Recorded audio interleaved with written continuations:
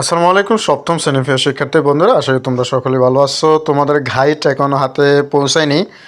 আর আমি এদিকে তোমাদের সপ্তম শ্রেণীর যে বাংলা বই রয়েছে, সেই বাংলা বই 9টি যে গদ্য রয়েছে, সেই 9টি গদ্যরে আমি সাজেশন নিজেই করে ফেলেছি। পেজটা এখানে ডাবল উঠেছি। তো এইখানে ইনশাল্লাহ 100% কমন উপযোগী এখানে সাজেশন করেছি আমি। এটা পড়লে কী লাভ হবে?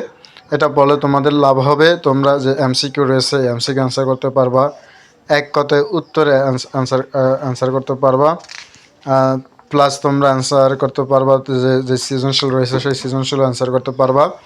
আর এগুলো পড়ার মাধ্যমে, এগুলো পড়া শেষ করে তোমরা যদি গল্পগুলো পড়ো, তাহলে গল্পগুলো তোমরা খুব সহজে বুঝতে পারবা এবং তোমাদের মাথায় সেই গল্পগুলো প্রবেশ করে ফেলবে, মানে খুব সহজে তোমরা ক্যাচ করতে পারবা, বলবা না।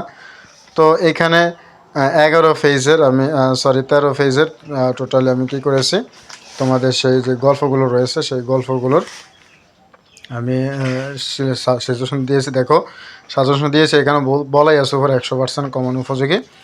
তো শেষে আমার কিছু কথা রয়েছে, যে কথাগুলো মোহাম্মদ ইমরান স্যারের কিছু নীতি কথা, যেগুলো তোমরা দেখতেই পাচ্ছ ভালো করে। এইগুলো আমার কিছু কথা রয়েছে।